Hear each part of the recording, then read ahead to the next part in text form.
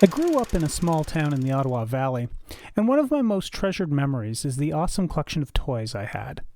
I liked action figures most of all, and I had a good assortment of Big Jims and the old large G.I. Joes, but my favorite of them all were the Mego superhero figures.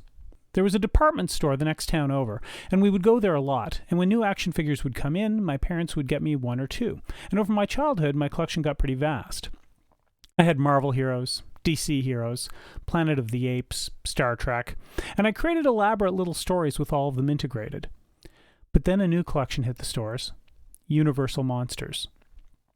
I remember not liking the look of the Dracula, and they didn't have the Mummy, and I had to choose between the Wolfman and the Frankenstein. I chose Frankie, and I had no regrets. Instantly, he was having epic battles with Spider-Man, or hiding from machine-gun-toting guerrilla soldiers in Dr. Zaius. He could be a hero or a villain. And as some of my figures were broke or lost, I would use the accessories to dress Frankie up. Eventually, he wore a Batman helmet and a Captain Marvel, that's Shazam, costume. He was Super Monster. I would read books or magazines or comics that had the monster in it for years before finally seeing a film with him in it, and it wasn't even a Universal classic. That wouldn't come until later. But my fascination with the creature was already well established long before I knew that I love old movies.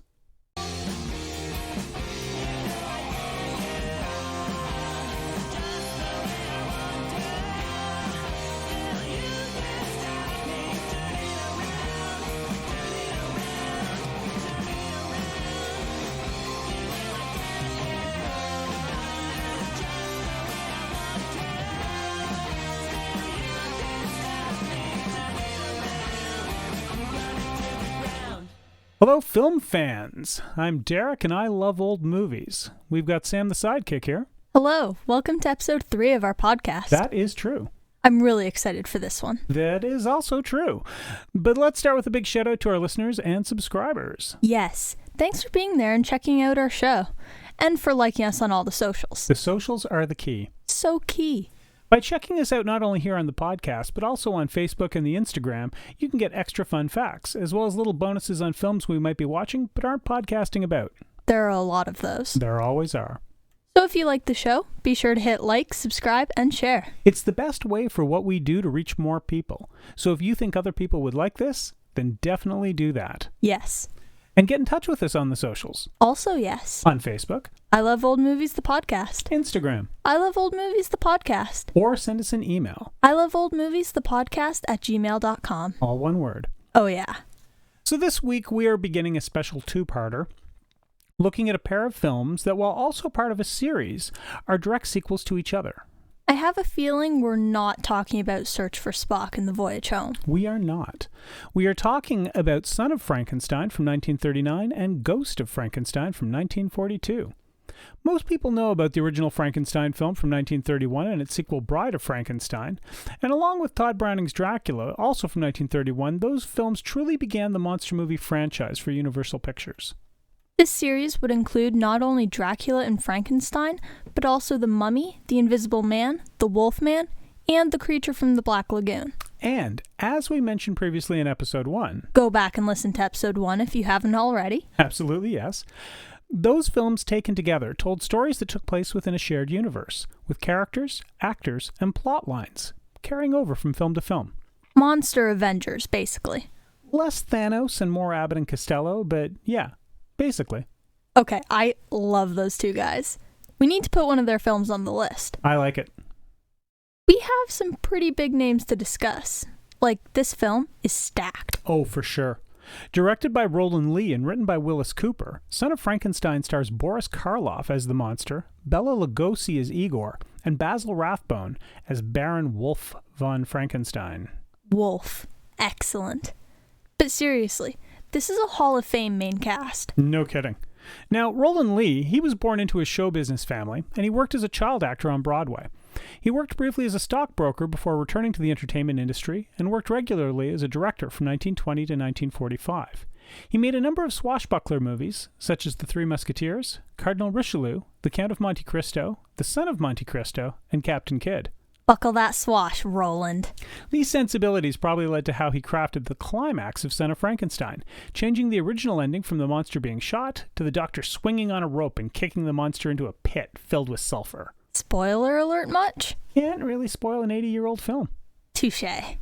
Lee also owned Farm Lake Ranch, a 214-acre piece of land that was frequently used for location shooting by various movie studios for 40 years, until Lee's death when it got turned into a housing development. Always with the subdivisions. We see it here all the time. Yup.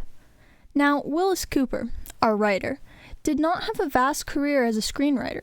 He was mostly known for being the writer of the radio show Lights Out, which was a hit, but Cooper was never able to really recreate that success on television or in film. He had been involved with the writing of a few of the Mr. Moto films. More on that in a bit. And The Phantom Creeps with Bela Lugosi. Son of Frankenstein was actually his last film credit. Now, our cast. We've got some big names here, and honestly, trying to sum up their careers in a paragraph will not do them any justice. I mean, we've talked about some big people before. There's big, and there's big. I get it. Son of Frankenstein's big hire was bringing back Boris Karloff to play the monster in a role he made famous in 1931's Frankenstein and 1935's sequel Bride of Frankenstein. Both classics in the horror genre. Now, a lot of people will tell you that when it comes to sequels that outdo the originals, the gold standard is Godfather and Godfather 2, and that's probably true. But prior to those films, that standard is almost certainly Frankenstein and Bride, both exceptional films in a genre not really known for exceptional filmmaking. Totally. I remember expecting Bride to be just a follow-up and wasn't expecting much, but it's really incredible. Better than the first one, absolutely. Full stop? Full freaking stop. Karloff had a long career, dominated by roles in horror films, firmly establishing himself as one of the true icons of the genre. If they made a Mount Rushmore of horror movie actors, he's on it. Plain and simple. Who else? That's a whole other matter. I mean, probably Lon Chaney. And actually, you know what? I think discussing that would be a whole separate podcast. Oh, we should do that. Like a special episode. Get some guests. Everyone can make the case for their picks. Sounds like a good 10th episode spectacular. Let's do it. Okay. So to sum up, Boris Karloff, an absolute giant, forever associated with the role of Frankenstein's monster, and then he won a Grammy Award in 1968 for Best Children's Recording for Dr. Seuss's How the Grinch Stole Christmas. That's right, kids. The man who voiced the Grinch, who narrated The Grinch, was Frankenstein. I wonder how many kids know that these days. Or parents, for that matter. It should be required learning in school. It is in my class. Now, Bela Lugosi, on the other hand? Hit it! Hungarian-born Lugosi is largely known to movie fans as Dracula. He is Dracula. But he's really not.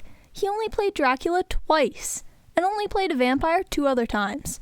After that, there's a huge career playing other monsters and a vast collection of B movies. Yeah, okay, wait. Back up. Yeah? Twice? Twice.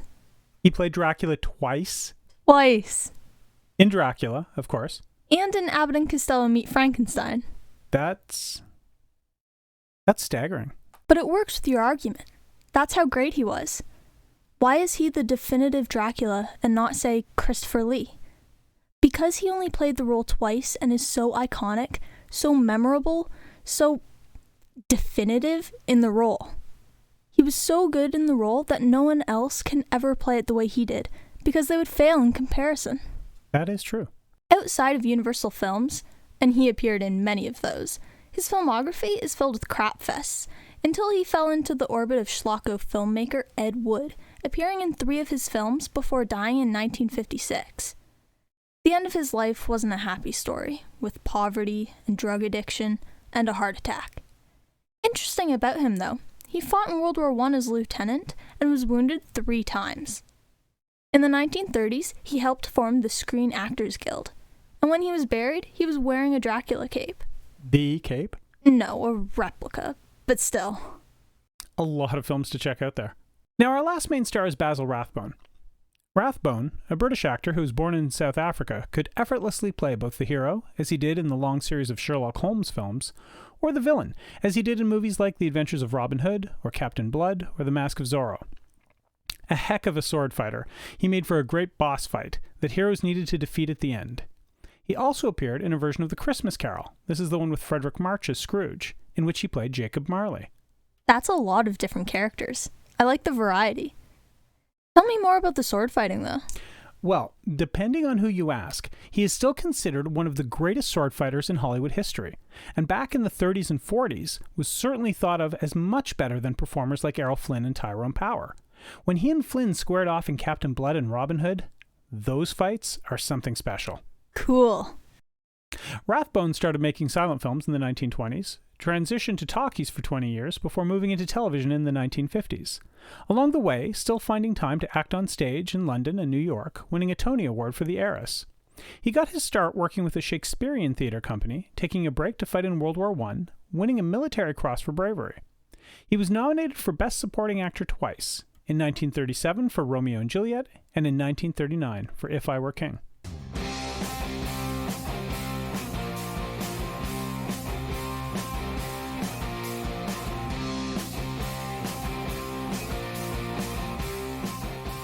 Now, Universal had actually stopped making monster movies for a while, after Dracula's Daughter in 1936. The concern was that they weren't drawing an audience anymore and weren't making the sort of profits expected. But attitudes changed when a special triple bill of released films sold out the Regina Theater in Los Angeles for 5 straight weeks. Worth pointing out that the triple bill was, in fact, James Whale's Frankenstein, Todd Browning's Dracula, and Son of Kong. Wow, why not just use actual King Kong? Like, if you're going to go for the powerhouse triple feature. I'm not sure. I wonder if it was a rights thing. Son of Kong was an RKO picture, so maybe Universal acquired it or something. We'll have to look into that. So, after the successful run of these 3 films, studio heads began thinking that there might be more money to be made from monster movies. And Boris Karloff was signed to a new 2-picture deal that would see him play the Frankenstein monster once again. A script for what would become Son of Frankenstein was commissioned, but rejected by the studio, leading to a revised script that introduced a new character, Igor, who would be played by Bela Lugosi. Lugosi was given a lot of freedom in the creation and interpretation of this character, and it's been considered by some to be his best performance, or at least his last great performance. Lugosi had been struggling to find work, so to come back into the Universal Monster franchise was a big deal for him, and he was eager to put on a good show. The new script also removed the monster's ability to speak. There was a sort of natural rivalry between Karloff and Lugosi, wasn't there? Oh, absolutely. And this came from their respective roles in the 1931 movies. Joey Power over at GeekTyrant.com wrote a good article about this, and in it he explains that Lugosi had been originally cast as Frankenstein's monster, but he hated the script and he wanted out. He was granted a release on the condition that he provide a suitable replacement. He recommended Karloff. Well, both their stars took off in 1931, but Karloff was destined to become a much bigger star, and when the two were cast together, Karloff was usually paid significantly more. Karloff's performance in Frankenstein is largely mute and heavily dependent on Jack Pierce's makeup, whereas Lugosi, a former stage performer who had played the Dracula character for years, saw himself as a much better actor who had turned in a better performance. But Frankenstein was incredibly popular, largely due to Karloff's performance as the monster, through which he portrayed so much emotion and a tortured perversion of humanity that audiences couldn't help but be drawn to. Lugosi's Dracula was a villain who garnered no sympathy. Karloff's monster you couldn't help but feel sorry for. Fans being fans, they all had their favorites, and actors having egos, rivalries grow. The two respected each other and worked together often enough that a friendship grew between them. They weren't enemies, just rivals. One of the amazing things about this film is not just who is in it, but who was almost in it. Oh, very true. Universal tried to get Peter Lorre to play Wolf Frankenstein, but he turned the role down since he was making Mr. Moto movies at the time and didn't want to play a villain. And then they tried to hire Claude Rains to play the role. Those two turn up everywhere. I'm not sure Lorre would have been great for the role, though. Claude Rains... As much as I love Peter Lorre, I couldn't see him as a Dr. Frankenstein type. He's more an Igor, but even then, that's Lugosi's role. Oh, for sure. Rains might have been too refined, too classy. Now that I think about it, I don't think he'd be good for Wolf. As much as I love him, he's got more of a light and playful presence on screen. Basil Rathbone is far more intense, and you really see that difference between them when they have scenes together in The Adventures of Robin Hood. Oh yeah, two totally different actors. Both great, but couldn't be more different. And one of the things Son of Frankenstein got the most right was the casting. So while it's fun to imagine what might have been, I'm doubting it would have made for a better film. What do you think, listeners? Peter Lorre as Wolf Frankenstein? Good idea or not? Let us know in the comments. Now, it's fair to say that the production of this film was both troubled and a bit rushed. A bit. An initial budget of $250,000 ballooned to $500,000, and problems with the script led to delays in shooting. The script was in fact in such disarray that new pages were being written on set each day, and actors were given their pages, sometimes only minutes before having to shoot scenes. No wonder Bela Lugosi was given so much leeway with Igor. Filming didn't even begin until November 9th, 1938, 3 weeks later than planned. Production on the film did not end until January 5th, 1939, with test screenings set for the 7th. After the test screenings, some changes were made, mostly shortening the running time, and the film was released on January 13th, 1939. Friday 13th, how about that? That's pretty cool. My head is just reeling at the idea of a film being made that quickly, and basically making it up as they went along. I mean, you hear about this sort of thing happening. Well, sure you do, but always in the context of the end result being a film which is an utter piece of garbage. And whatever else Son of Frankenstein might be, it is absolutely not a piece of garbage. Agreed. Among reviews of the time, The Hollywood Reporter said the film was, quote, a knockout of its type of production, acting, and effects. But B.R. Chrysler of the New York Times said the film could be considered, quote, the silliest picture ever made. Sounds a bit split down the middle. According to the authors of the book Universal Horrors, Son of Frankenstein is, quote, the last of the great Frankenstein films, summing it up as grandiose in scope and magnificent in design. Jim Hoberman of The Village Voice praised Lugosi's performance as Igor, writing he pretty much steals the movie in his last really juicy role. Basil Rathbone was likewise praised for his performance. It sounds a bit like Boris Karloff got outperformed by his co-stars. You wouldn't expect that in a Frankenstein film. No, but Karloff was a bit older and was really struggling with the makeup and costuming.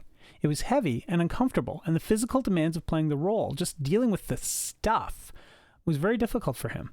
He never played the monster in a film again. He felt that the role belonged to the makeup and not the actor, and he didn't see any more potential in that. So we won't be playing the monster in Ghost. No, he will not. He's just so iconic in the role. He's the actor you always associate with the monster. Well, with the Jack Pierce makeup look, for sure he is. But yeah, he only played the monster 3 times.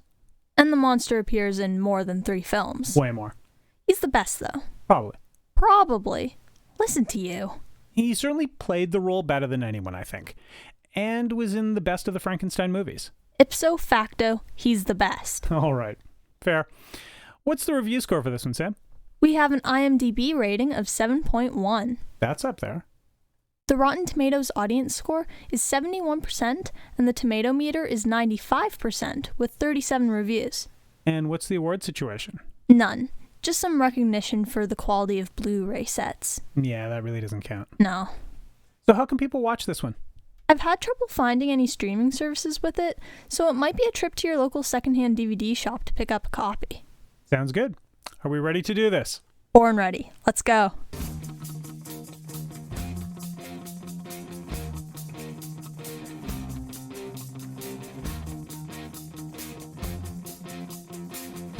We begin with killer music over the title cards, and then we open on a gloomy castle with the Frankenstein name on it. Don't bore us. Get to the chorus. Everything is all shadows and weird angles, and Igor, this is Bela Lugosi, stares out a window. So creepy. Village leaders have a package for the new Baron Frankenstein. He's the son of the monster creator, and Wolf has returned to claim his heritage. Now, the village is not looking forward to his arrival. The Frankenstein family, Wolf, which is Basil Rathbone, Elsa, his wife, and Peter, his son, arrive by train, excited about the new life awaiting them. They hope for moats and drawbridges and this romantic vision of what their life in a castle will be like. They know of the monster, and they blame Fritz, the assistant from the first movie, for screwing everything up, and nothing that went wrong was the fault of old Henry Frankenstein. Nope, not at all. Not his problem. They arrive and we see that the village is now called Frankenstein. Which it was not in the first two films. Weird that the village would hate the Frankenstein family and the monster so much, and yet rename the town after them. Oh, I'm sure the tourists loved it. What tourists? It's the gloomiest, rainiest place in the world. Well, the village leaders meet the Frankensteins at the train station to hand over the key to the castle and the package. They drop the line, "We come to meet you, not to greet you." Man, the council is really cold. When they arrive at the castle, which is right out of every horror movie, Elsa actually asks the maid, "Are the bedrooms cheery?" Well, you gotta have cheery bedrooms. Especially in castles. Wolf mentions that the locals won't act as servants, so the family had to bring their own. They have a few, but notably there's Benson the butler, and he's also Wolf's assistant, and Amelia the nanny. Wolf opens the package, and bequeathed to him is the diary with all his father's records, all his knowledge, and a note encouraging the son to carry on his work. "Son, I've committed acts of unspeakable evil. Please continue on." Yes, Papa. All this while, Igor spies on Wolf through the windows, waterboarding himself in the torrential rain, and an angry mob throws clods of mud at the delivery of Frankenstein's belongings. It's just not a Frankenstein movie without an angry mob. Soon, the intrepid Inspector Krogh comes for a visit. He wants to assure the Baron of protection. He explains that the Frankensteins are in danger. The villagers are too fearful. Also, Krogh isn't really sure if the monster's really gone. You see, Krogh encountered the monster as a child and had his arm torn off by it. Krogh has a bizarre prosthetic now, and he was denied military service, and decades later, he feels his life was defined by the monster. Krogh is convinced the Baron will need help and pledges his service. Wolf insists he's going to have nothing to do with the monster and will need no help. There's some really good one-liners sprinkled into the script, which it needs to break all the stress and tension. While dining, Peter Frankenstein looks up at a carving of an animal and asks, "What's that? "A boar." Like Aunt Fanny?" "No, a wild boar." Wolf goes to explore the grounds, starting with the old laboratory. It's all wrecked machinery and a huge exposed sulfur pit. Igor is there, spying. Always spying, and now tries to drop a boulder on Wolf's head. And despite this odd beginning to their relationship, they begin to chat, and Igor drops his backstory. Turns out Igor was tried and hung for grave robbing. They said. His neck was broken in the hanging attempt, but he survived. There's a part where he wraps his neck with his knuckles. They cut the music. Thunk, thunk, thunk. There's a great makeup effect, too, of this mangled hunk of bone coming out of the side of his neck. Igor reveals a secret chamber. He seems to really know his way around, and this leads into the Frankenstein family mausoleum. And there lies Wolf's grandfather, his father, and the monster. Which is alive. Igor claims the monster and he have a friendship, and that the monster has done things for him. But he was struck by lightning and is injured. However, Igor insists that the monster cannot die and cannot be destroyed. And Wolf instantly decides to bring the monster back to full vigor. As one would. Well, he has the diary. It's just like following a recipe. WikiHow, monster animation. Exactly. Wolf is pretty high-minded about this, and he changes the inscription on his father's grave from Maker of Monsters to Maker of Men. Now, the village leaders are concerned that things are quiet at the castle. Almost too quiet. But their spies have seen large boxes being moved into the old lab. I love that this podunk village employs its own spy network. They decide to arrest Igor and work him for the information. The timeline is hazy here, but soon the lab has been rebuilt. Wolf wants to include Benson, his assistant, into the reanimation scheme, but Igor hates the idea. He wants total secrecy. The mad science ensues with many tests and experiments, and Wolf's concluding that the monster is completely superhuman. So far, this movie has been beautifully photographed. And they use great music to build the tension. Wolf finds bullets in the monster's heart, left there from a previous film, no doubt. Igor gets taken to the council. He describes the machines in the lab, but says he doesn't understand what Wolf could possibly be up to. They debate his legal status as a living dead man. It's clear that Igor hates these guys, and they all hate him. And it seems that 6 of the 8 who condemned him to death are now dead themselves. Wait, you don't think? He said the monster did things for him. Igor! Back at the lab, a huge discovery is made. Wolf deduces that it wasn't electricity, but cosmic rays that were the source of life. He supposes these were harnessed inadvertently by his father to bring life to the creature. That is a pretty significant retcon. Didn't cosmic rays give the Fantastic Four their powers? They sure did. I wonder if a 13-year-old Stan Lee saw this film in theaters. I'm thinking about a Frankenstein made of rocks, but he could stretch and turn invisible. And burst into flame. The Fantastic Frank. I like it. Now, Wolf begins to have a bit of an existential crisis. As a man, he wants to destroy the monster. But as a scientist, he wants him to come back, and he wants to vindicate his father. So he brings his experiment to completion, flips the switch, and the monster wakes up. Briefly. But it didn't seem to work completely. Wolf is disheartened, and he gives up. Meanwhile, Krog has one of Wolf's staff on the payroll, a spy in their midst. There are so many spies. Krog visits Elsa, and she tells about the lab and experiments. Well, what little she knows. She's not what I would call deeply involved in the work. Krog is like, "Oh, experiments." There's a quick description of the sulfur pit being 800 degrees. That's probably going to come into play. In the middle of this, little Peter enters. He was taking a nap and said a giant came in and woke him up. Everyone is a little bit stressed by this comment, but they dismiss it as, what an imagination. But Wolf immediately runs to the lab looking for Igor, and when he arrives, the monster is not on the table. But it is sneaking up behind him.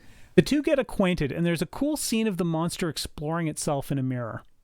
Karloff's ability to project emotion and intention through all that makeup and prosthesis is incredible. Without saying a word, you know everything the monster is thinking. Igor shows up and calms the monster down.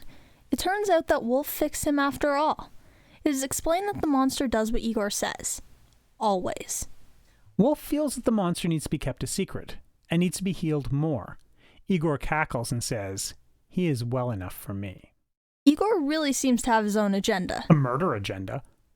So faced with all this, Wolf and Benson make their own plans, but while they try to figure out what to do, Igor sends the monster to kill one of the last 2 council members that had sentenced him to death. And then later, when Krog has dinner at the castle, no one knows where Benson is. Igor! Krog is called away to investigate a dead body, and when Wolf scoots to the lab, the monster is sleeping. Igor cackles and tells Wolf that Benson ran away into the woods. Wolf is concerned that Igor killed him, but Igor replies, "I scared him to death. I didn't have to kill him to death." Igor remains very protective of the monster. Well, sure. The monster is his meal ticket. Of murder. His murder ticket. Yes, that. That night, Wolf is super sus, and he puts a pistol under his pillow. Elsa tells him she hates the castle, and Wolf decides to send her and Peter away. Good call. And meanwhile, the monster goes and kills the last of the 8, and Igor's revenge is complete. The next day, of course, an angry mob shows up outside the castle, and the inspector wants to have a wee little chat. He explains that the Frankensteins must stay in the castle for their own protection. No one is going anywhere. Krog talks to Peter about the giant. Apparently, it comes through the walls, and it gave the boy a watch. Upon examination, the watch belonged to Benson. Igor 3, Inspector 0. Wolf is crazy nervous at this point, and Elsa is getting concerned that maybe he made a monster too. Wolf is over the top stressed out, and Rathbone's performance starts going off the rails a little bit. Wolf confronts Igor, who admits his whole revenge scheme. Wolf wants Igor to go. Igor basically says, "Nope, I own the monster, you go." That mob isn't getting any less angry. Krog comes to arrest Wolf for Benson's murder, but really he just wants to protect Wolf. Wolf tries to pin the murders on Igor, but Igor had made sure that he was seen elsewhere at the time of murders, so Krog doesn't buy it. Igor again with the cleverness, using all the spying going on to his advantage. Hide in plain sight and let a monster do your killing for you. Classic. Krog checks Peter's bedroom for a secret door, while Wolf goes to kick Igor's butt once and for all. Their fight is pretty short. Igor with a swing and a miss, and Wolf empties his pistol into Igor's chest. Krog finds Benson's body. I guess that clears Wolf? The monster shows up and finds Igor lying shot. He's sad. Igor was awful, but he was a friend. Friend! Murder friend! Broken neck friend! Krog is now convinced that Wolf is controlling the monster.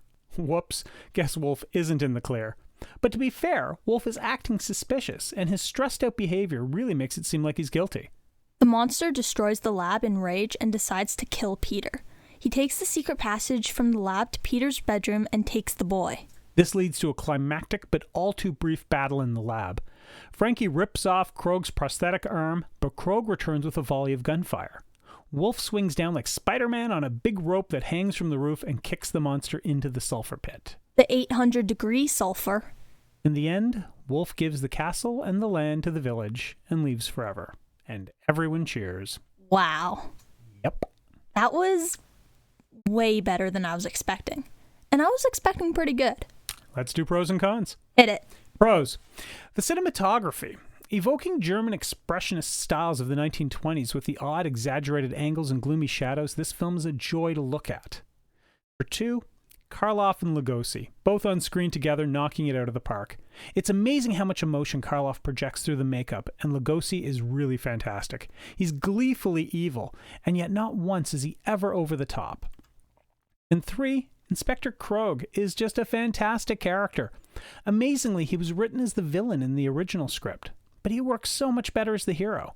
The prosthetic arm, used as an exaggerated and unfunny joke in Young Frankenstein, is done with the right amount of quirkiness and personality to make it really compelling and a neat aspect to this character.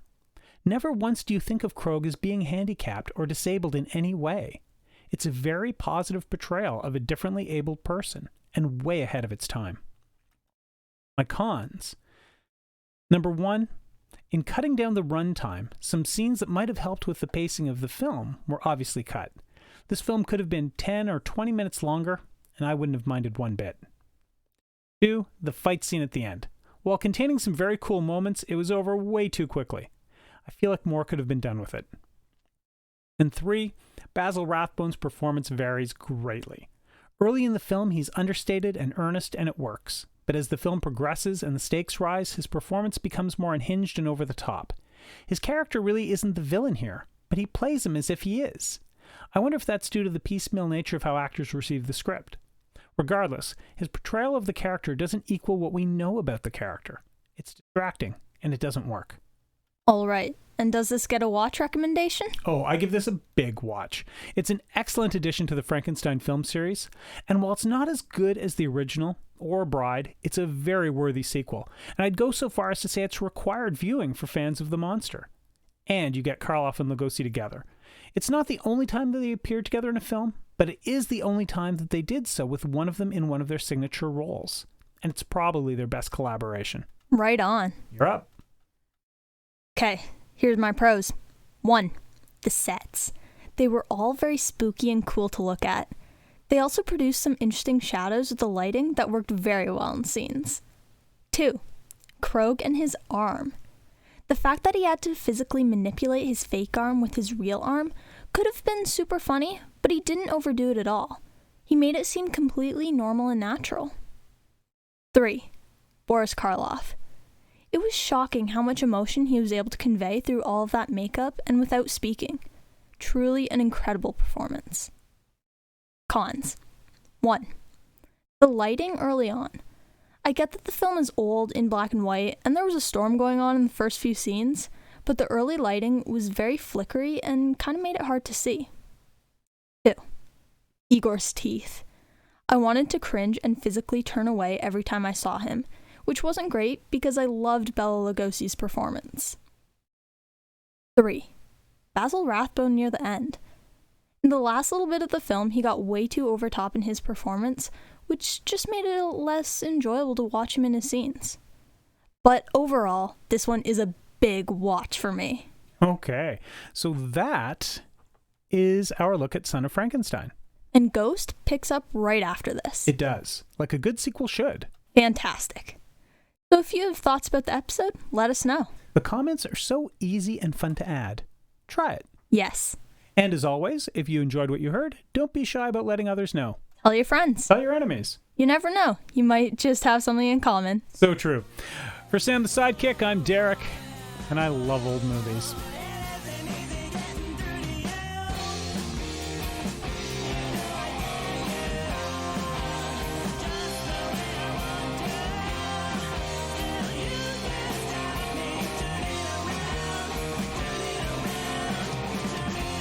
Sound effects used for I Love Old Movies, the podcast, come from freefx.co.uk. Images are found through the Creative Commons, and our theme song, Burning Bridges, comes from The Crux.